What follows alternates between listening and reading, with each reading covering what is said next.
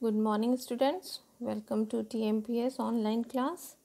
बच्चों, आज हम हिंदी लिटरेचर का पाठ 3 यह लो मधु नामक पाठ पढ़ेंगे। चलिए।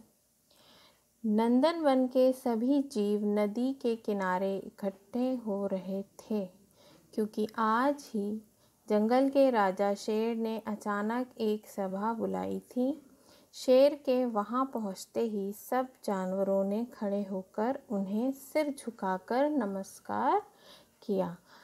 बच्चों, नंदनवन एक जंगल का नाम है जहाँ के सभी जीव जंतु मतलब जानवर नदी के किनारे इकट्ठे हो रहे थे। इकट्ठे होना मतलब एकत्रित होना, इकट्ठे होना, क्योंकि आज ही जंगल के राजा शेर ने अचानक एक सभा बुलाई थी। शेर जंगल का राजा होता है।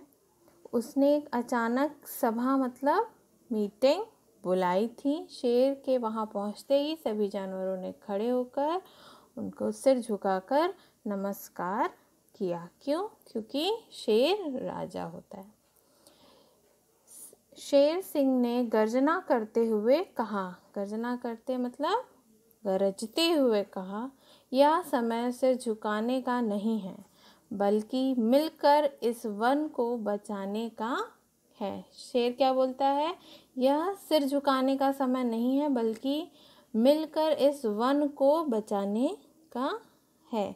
किसी की समझ में नहीं आ रहा था कि वह किस खतरे की बात कर रहा था। बच्चों, वहाँ उपस्थित जीवों को नहीं समझ में आ रहा था कि किस खतरे या किस की बात कर रहा है।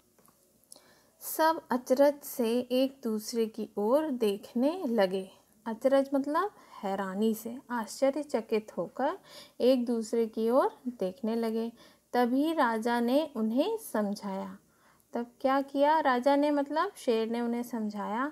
आज ही मुझे समाचार मिला है, समाचार मतलब न्यूज़, खबर मिला है कि गांव में रहने वाला लकड़हारा अपने साथियों को लेकर इस वन में पहुंचने वाला है। बच्चों, लकड़हारा मतलब जो लकड़ियां काटते हैं, उन्हें क्या कहते हैं? लकड़हारा।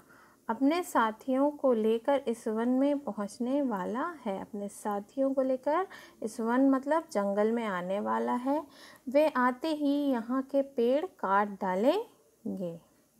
वे क्या करेंगे? लकड़हारे क्या करते हैं? लकड़ी काटते हैं, पेड़ काटते हैं। वे आते ही यहाँ के पेड़ काटने लगेंगे। शेर की बात सुनकर सभी पशुओं ने गुस्से में कहा, नहीं नहीं, हम ऐसा बिल्कुल नहीं होने देंगे। क्यों? सभी पशु मतलब जानवर, सभी जानवर क्यों गुस्से में आ गए? क्योंकि जंगल ही उनका घर होता है।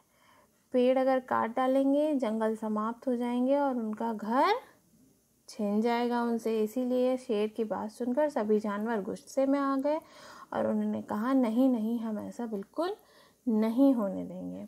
हाथी ने चिंगाड़ कर कहा, यह वन ही हमारा आश्रय है। आश्रय मतलब जहाँ हम शरण लेते हैं या घर। यह वन ही हमारा घर है। हमें पेड़ों को लकड़हारों से बचाना होगा।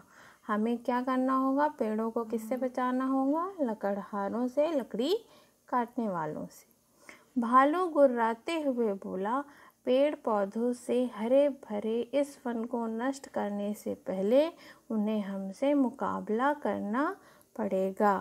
भालू ने क्या कहा? पेड़ पौधों को काटने से पहले उन्हें किससे मुकाबला करना पड़ेगा?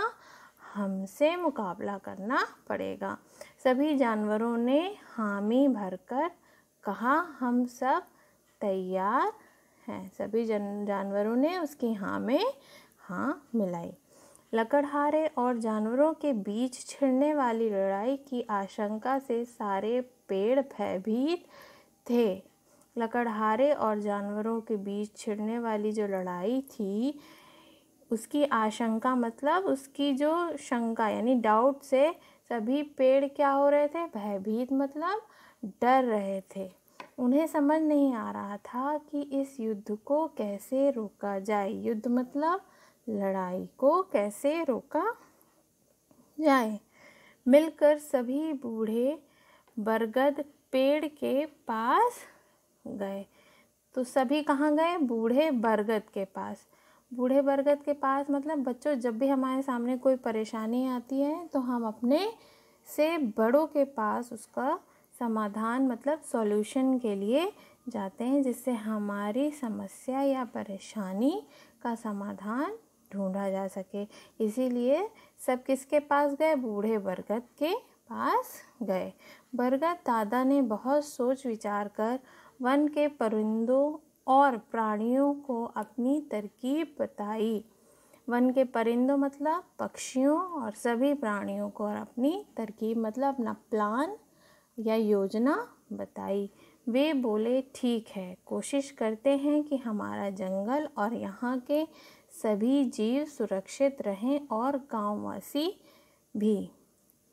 तो उन्होंने क्या बोला? एक प्लान बनाया और क्या बोला कि हम कोशिश करेंगे कि हमारा जंगल और यहाँ के सभी जीव सुरक्षित रहें। बच्चों, जब दो लोगों के बीच में या दो ग्रुप्स में लड़ाई होती है तो उसमें बहुत सारे लोग को चोट लगती है, बहुत सारे लोग मारे जाते हैं। इसीलिए वे चाह रहे थे कि ये लड़ाई ना हो, ये युद्ध रोक दिया जाए। और इसी के सॉल्यूशन के लिए वो किसके पास गए? बरगद के पास। और उन्होंने एक प्लान बनाया और उन्होंने ये निश्चय किया कि हम इस लड़ाई को रोकने की कोशिश करेंगे, जिससे सभी जीव क्या रहें? सेफ रहें। सुरक्षित मतलब सेफ। कुछ समय बीता, सूरज आकाश में चमकने लगा। तभी लकड़हारा और उसके साथी जंगल में आ पहुँचे। अभी उन्होंने पहला कदम ही रखा था कि उन पर ऊंची लंबी बेलों से सुगंध भरे फूल बरसने लगे। कुछ समय बीता और सूरज आकाश में चमकने लगा। तभी लकड़हारा और उसके जो फ्रेंड्स, उसके साथी थे, वो कहाँ आ गए? जंगल में। अभी वो जंगल में कदम रख ही रहे थे, तब तक कि ऊंची बेलों मतलब जो ऊंची लताएं या पेड़ों की टहनियाँ थी, उससे सुगंध भरे फूल बरसने लगे। किसके ऊपर? लकड़हारों के ऊपर क्या होने लगे? सुगंध भरे फूल बरसने लगे। एक साथी बोला, वाह, देखो कितने सुंदर फूल हैं। जो लकड़हारे के जो साथी थे उनमें से एक साथी क्या बोला? वाह, देखो ये कितने सुंदर फूल हैं। दूसरे ने कहा, हाँ, लगता है ये हमारा ही स्वागत कर रहे हैं। तो दूसरे ने क्या कहा? हाँ, ये कितने सुंदर हैं, ऐसा लग रहा है कि हमारा स्वागत कर रहे हैं। स्वागत मतलब वेलकम कर रहे हैं। जब हम किसी का वेलकम करते हैं तो बच्चों हम लोग फूल बरसाते हैं ना, ठीक उसी प्रकार इन लोग को भी लगा कि ये पेड़ हमारा स्वागत कर रहे हैं। लकड़हारा जैसे ही अपनी चमकती कुल्हाड़ी से पेड़ पर प्रहार करने के लिए आगे बढ़ा, तभी उन्हें शेर की गरजने की आवाज़ सुनाई दी। सब चौकन्ने होकर पीछे हट गए। लकड़हारा जैसे ही अपनी कुल्हाड़ी, बच्चों कुल्हाड़ी एक औजार होता है जिससे पेड़ काटा जाता है, तो पेड़ पर प्रहार मतलब चोट करना या वार करने के लिए आगे बढ़ा, तभी उन्हें क्या सुनाई दी? शेर की गरजने की आवाज़ सुनाई दी और सभी चौंक कर पीछे हट गए। अचानक आम व जामुन के पेड़ों से फल गिरने शुरू हो गए। और तभी अचानक क्या होने लगा? आम और जामुन के पेड़ों से क्या गिरने लगे? फल गिरने शुरू हो गए। ये देखकर भी सब चौंक गए। लकड़हारा बोला, सचमुच ये पेड़ हम पर बहुत मेहरबान हैं। फूलों के बाद अब फल दे रहे हैं। तो लकड़हारा क्या बोला? सचमुच ये पेड़ हम पर बहुत मेहरबान हैं, हम पर बहुत कृपा बनाए हुए हैं। पहले हम पर क्या फूल बरसा रहे थे, अब फूलों के बाद ये हम पर फल बरसा रहे हैं और अपना प्यार भी साथ ही साथ बरसा रहे हैं।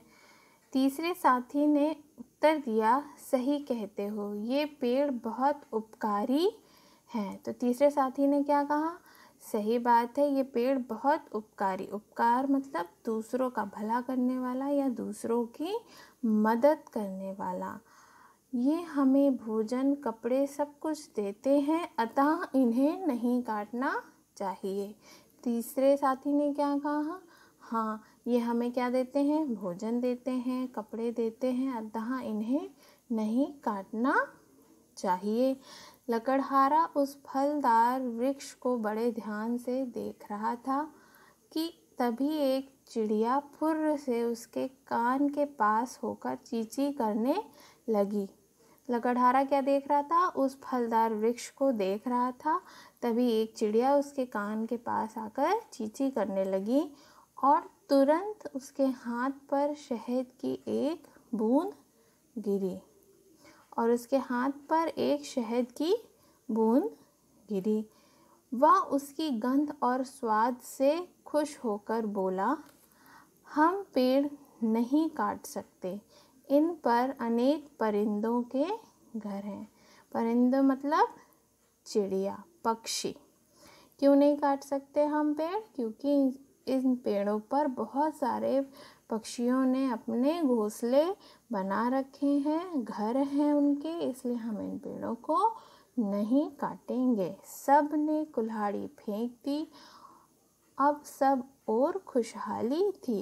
जो तीनों लकड़हारे पेड़ काटने आए थे तो उन्होंने अपने औजार मतलब कुल्हाड़ियाँ फेंक दी और अब सब और खुशहाली थे, मतलब सब ही प्रसन्न थे। मधुमक्खियों ने ढेर सारा शहद टपकाया।